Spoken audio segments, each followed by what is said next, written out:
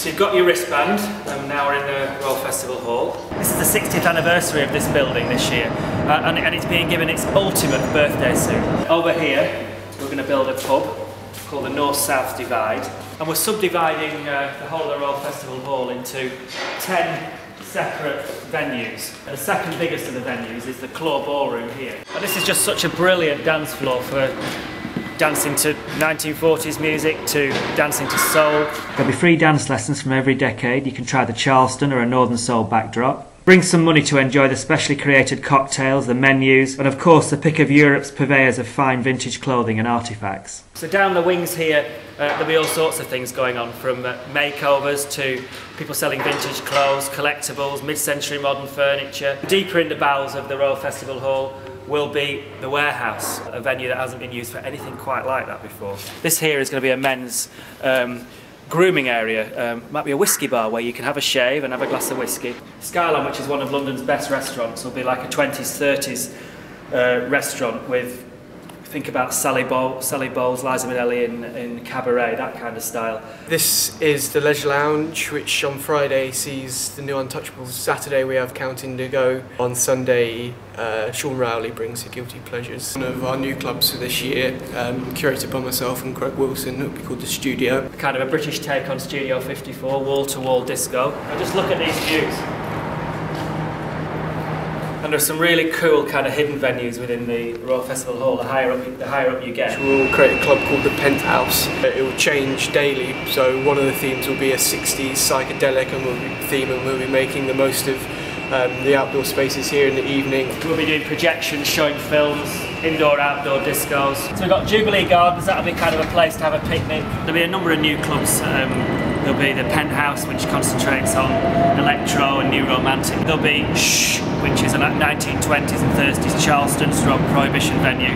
But all the old favourites from last year will be there. The Soul Casino, which was rammed last year, playing wall-to-wall Northern Soul, Modern Soul, Funk and bits of disco. Snowboy is back with his torch, doing 1940s dance and tap. There'll be Let It Rock, which looks at the history of rock from the 1950s, all the way up to punk.